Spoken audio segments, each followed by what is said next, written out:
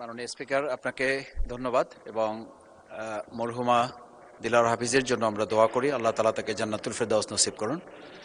আমি একটু আগে বলে রাখি, আমি বাউফলের, নদীর ওপারে আপনার বাড়ি, নদীর এপারে আমার বাড়ি, আর ভেলুমিয়াতে আমার নানা বাড়ি।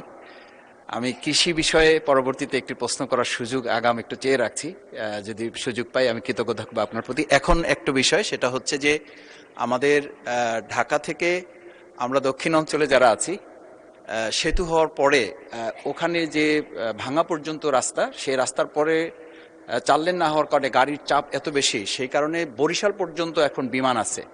কিন্তু বরিশাল বিমান হওয়ার কারণে এদিকে হলো উত্তরা যেতে হয় 2 ঘন্টা, বরিশাল থেকে আবার আমাদের পটুয়াখালী হয়ে কুয়াকাটা পর্যটক যারা যান তাদের ওখান থেকে আরও প্রায় 4 ঘন্টা সময় চলে যায়। সঙ্গত কারণে দেখা যায় যে বরিশালের যে বিমান এয়ারপোর্টটা আছে, সেই এয়ারপোর্টটা বেসিক্যালি খুব কার্যকর এখনো করা যাচ্ছে না।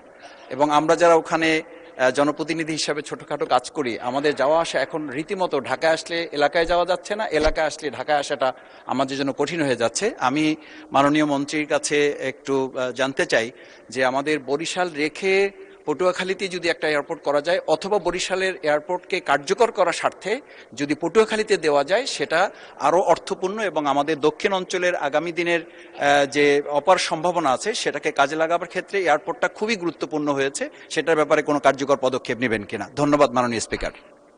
মাননীয় মন্ত্রী। ধন্যবাদ মাননীয় স্পিকার।